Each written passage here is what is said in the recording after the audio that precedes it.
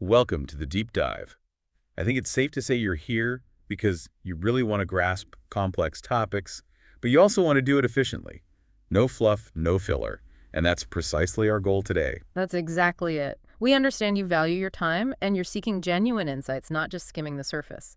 So, today we're going straight to the heart of a framework that really underpins the whole field of psychology, the American Psychological Association's Ethical Principles of Psychologists and Code of Conduct, but we can just call it the Ethics Code for short. The ethics code, perfect. Yeah. And you sent over the source materials for this deep dive, excerpts from the official APA document. We've got the introduction, the applicability section, the preamble, those core general principles A through E, and we're even taking a look at the first 11 sections of the ethical standards. Yes, a good chunk of the document. It's quite a bit, but it's all about helping you understand the ethical foundation of what it means to be a psychologist.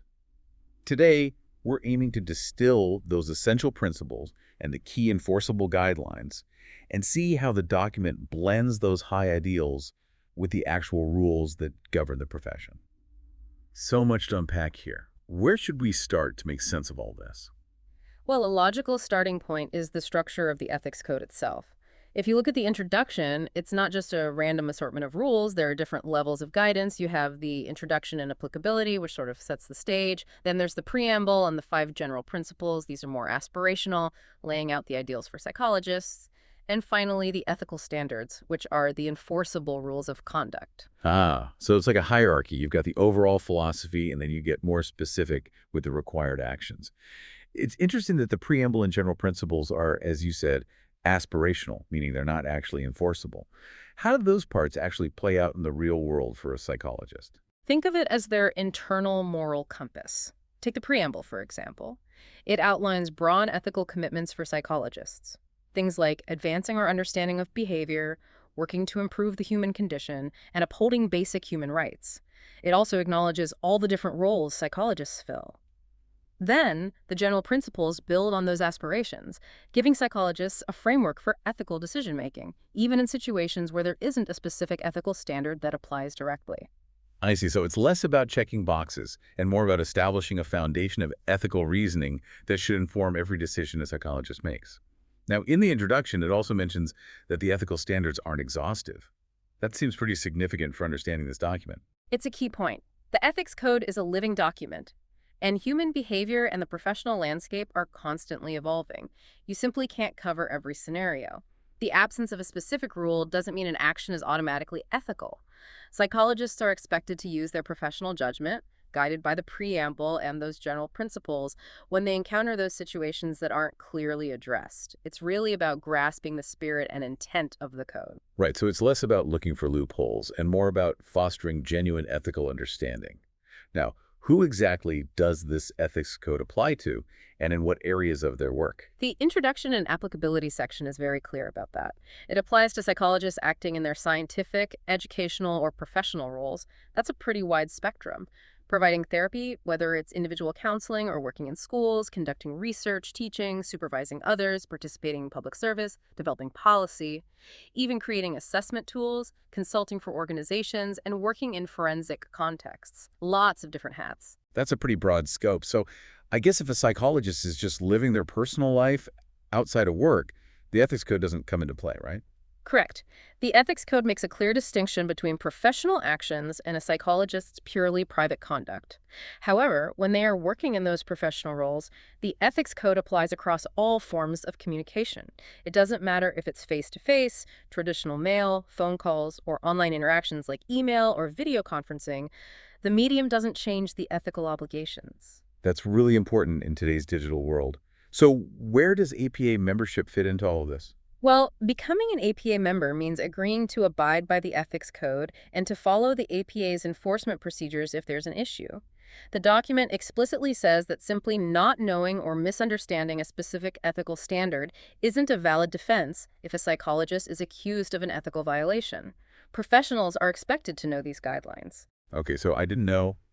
Won't cut it, pretty standard, it seems. There's also some discussion about procedures for complaints and possible sanctions. Can you walk us through how that works at a high level? The detailed process is laid out in the APA's rules and procedures. But generally, there are systems for individuals to file complaints, which trigger investigations and lead to resolutions. The APA can impose various sanctions on members for ethical violations, including terminating membership. They can also notify other relevant bodies, like state licensing boards. And keep in mind that other organizations or legal entities can take separate actions, even if the psychologist isn't an APA member. It's a multi-layered system to ensure accountability. And it seems that the ethics code itself isn't meant to be the basis for a lawsuit. Is that right? That's an important distinction. The introduction clearly states that the ethics code provides guidance and sets standards for professional conduct, but it's not meant to be used as grounds for civil litigation. Just because a psychologist might violate the ethics code doesn't automatically mean they are legally liable. Ethical guidelines and legal statutes, while often overlapping in their goal of protecting the public, aren't always perfectly aligned. That makes sense. Now, I've noticed some modifiers throughout the text. Words like reasonably, appropriate, potentially. Why use those terms? Those modifiers are deliberate. They allow for professional judgment and help ensure the ethics code can be applied across that huge range of activities we talked about earlier. Psychology isn't always black and white. What's reasonable in one situation might not be in another. The code actually defines reasonable as the prevailing professional judgment of psychologists facing similar situations, based on the information available to them at the time. It acknowledges the need for context. So there's built-in flexibility for experienced professionals to make judgment calls. Finally, the introduction talks about the relationship between the ethics code and existing laws and regulations. What's the key takeaway there? It's crucial for psychologists to consider the ethics code in conjunction with any relevant laws and the regulations set by their state psychology boards. If there's a conflict, the ethical obligation is to adhere to the higher standard. If ethical responsibilities clash with the law, psychologists are expected to make it clear that they're committed to the ethics code and to try to resolve the conflict responsibly. And critically, they should always prioritize fundamental human rights in their decision-making. Those are non-negotiable. A really important point. Okay, we've laid the groundwork with the structure and purpose of the ethics code. Now let's move to those aspirational goals, the preamble and general principles. We briefly touched on the preamble. What's its core message?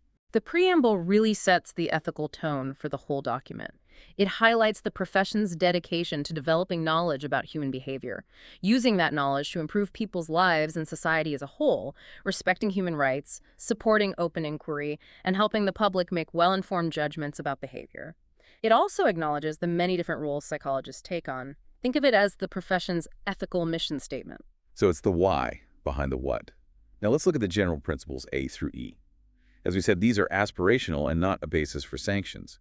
First up, Principle A, beneficence and non-maleficence. This seems like a pretty fundamental ethical concept.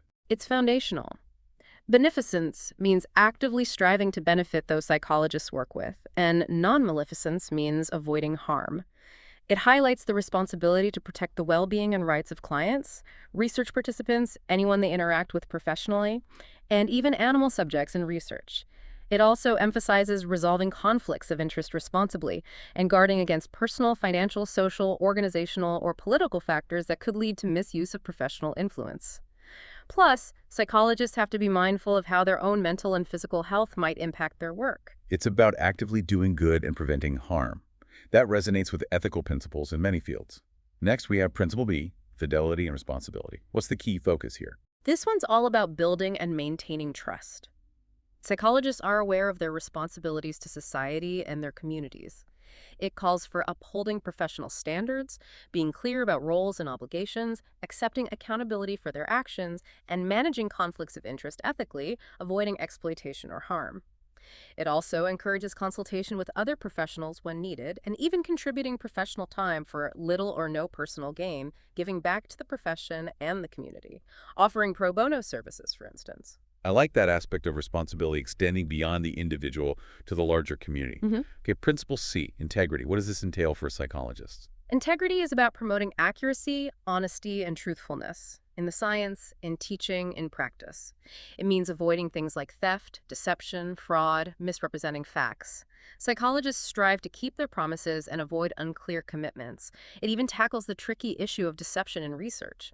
It's only okay if the potential benefits outweigh the harm, and there's responsibility to deal with any mistrust or harm afterwards. Yeah, Deception in research is always ethically complex, weighing potential knowledge against ethical considerations. Now, on to Principle D, justice. What's the core idea here? Justice in this context means recognizing fairness and ensuring that everyone can access and benefit from psychology. It's about providing equal quality in the services psychologists offer. The principle emphasizes being aware of personal biases and limitations so they don't contribute to unjust practices. It's about equity in the field and making sure psychology is accessible and beneficial to everyone, regardless of background. It's about making the benefits of psychology universal and being vigilant about biases that could create inequalities.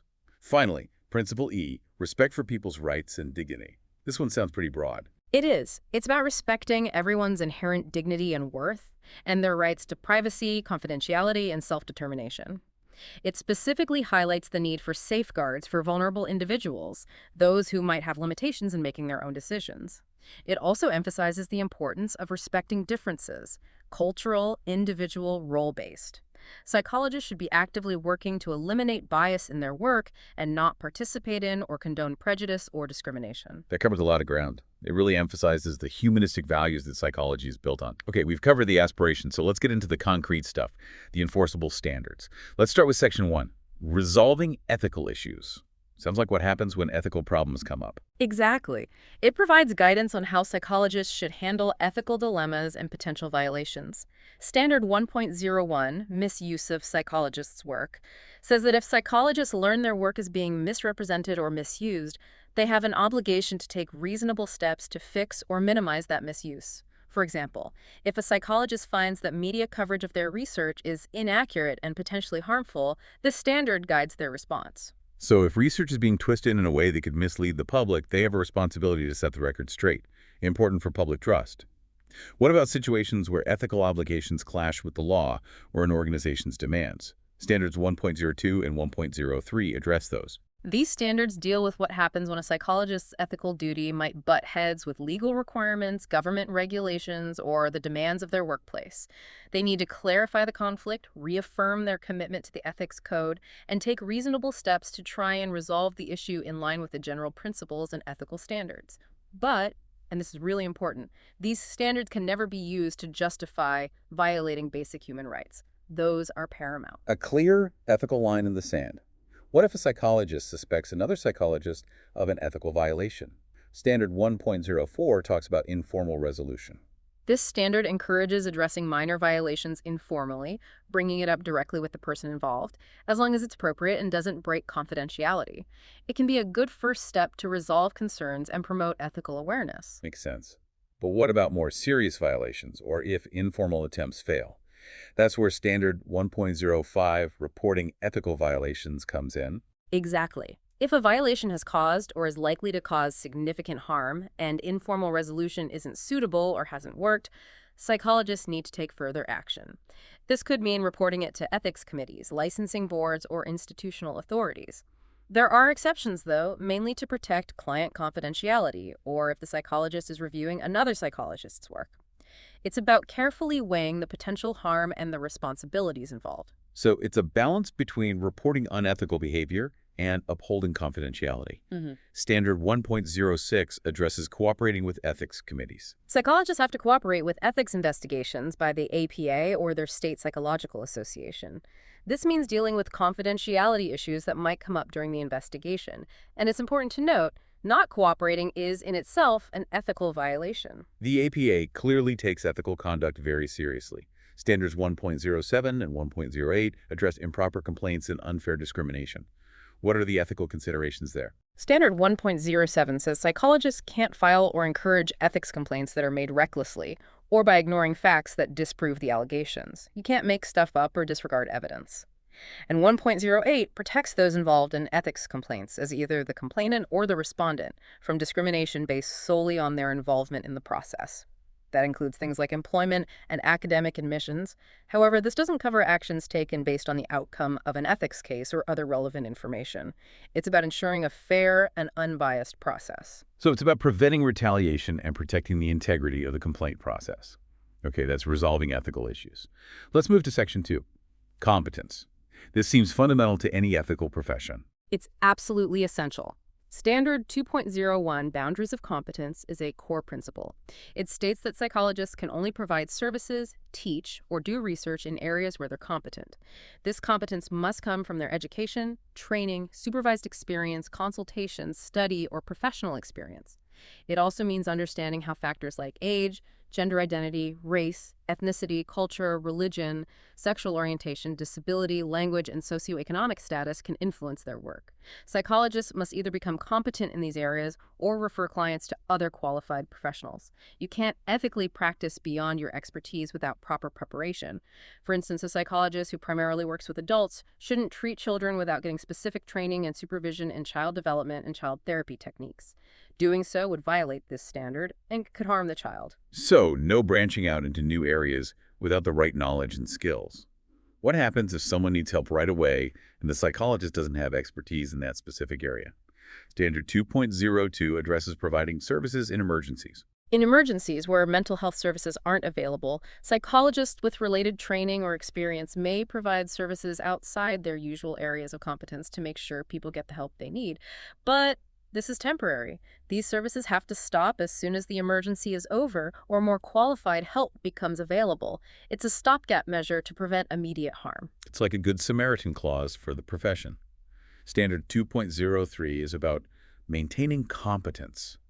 What does that involve for psychologists throughout their careers? It means they have a responsibility to keep developing and maintaining their competence. This usually involves continuing education, workshops, keeping up with the latest research, and getting consultation from colleagues when needed. Psychology is always evolving, so lifelong learning is essential for ethical practice. Learning doesn't end with a degree. Standard 2.04, basis for scientific and professional judgments, seems related to competence. Definitely. This standard says that psychologists' work must be grounded in established scientific and professional knowledge in psychology. This emphasizes using evidence-based practices and relying on credible research. What about when psychologists delegate tasks to others, like supervisees, research assistants, or administrative staff? Standard 2.05 is about delegation of work to others. What ethical issues are there? When delegating, psychologists need to be careful about multiple relationships that could lead to exploitation or loss of objectivity. They should only delegate to people who are qualified to do the tasks competently based on their education, training, and experience. And importantly, the psychologist who's delegating remains responsible for ensuring the work is done competently and ethically. You can't just pass it off without making sure it's done right. So it's about more than just assigning tasks. It's about making sure everyone involved is qualified and doing their work ethically. Lastly, Section 2 ends with Standard 2.06, personal problems and conflicts. How do personal issues play into a psychologist's ethical responsibilities? The standard acknowledges that personal problems can sometimes interfere with professional competence. It says psychologists shouldn't start working with a client if they know or have reason to believe that their personal problems might impair their ability to do the work properly. And if personal problems start affecting their work, they have to take action. This could mean seeking consultation, limiting their workload, taking a break from practice, or even ending certain professional relationships to protect the well-being of their clients. It's about self-awareness and prioritizing ethical service. Really important. Recognizing your own limitations and knowing when to step back. Okay, we've explored the basics of the ethics code, the general principles, and the first two sections of enforceable standards, focusing on ethical issues and competence. What are the key takeaways for our listeners? I'd say the most important thing to remember is that the APA Ethics Code is a comprehensive, evolving framework to guide the conduct of psychologists. It covers a lot of different professional activities. It's not just a set of rules, it reflects the ongoing development of ethical understanding in psychology. It provides both the ideals to aim for and the concrete standards expected of all psychologists. And it's interesting how the document balances those lofty ideals, like benefiting society and upholding human rights, with the practical, enforceable rules to protect the public and maintain professional integrity. Absolutely. Psychologists have a big responsibility to know and follow these ethical standards. And as we've discussed, there are systems in place to handle violations. The ethics code really emphasizes things like competence, integrity, respect for others, and the well-being of those they work with. It's a continuous process of ethical awareness, reflection, and decision-making that underlies everything in psychology. As we wrap up this deep dive, what's the main message you want our listeners to take away? The APA Ethics Code is a carefully constructed roadmap for ethical conduct in psychology.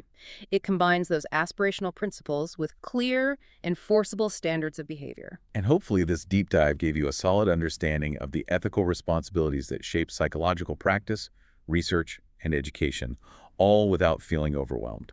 Now think about this. Creating a single ethical code to apply to all the different roles and situations in psychology is a huge challenge. What gray areas or ethical dilemmas can you imagine coming up, even with all the detail and thought put into this document? It's something to really ponder. A really thought-provoking question. And if you're interested in going deeper, we encourage you to check out the full APA Ethics Code. It's worth exploring in more detail. Thanks for joining us for this deep dive.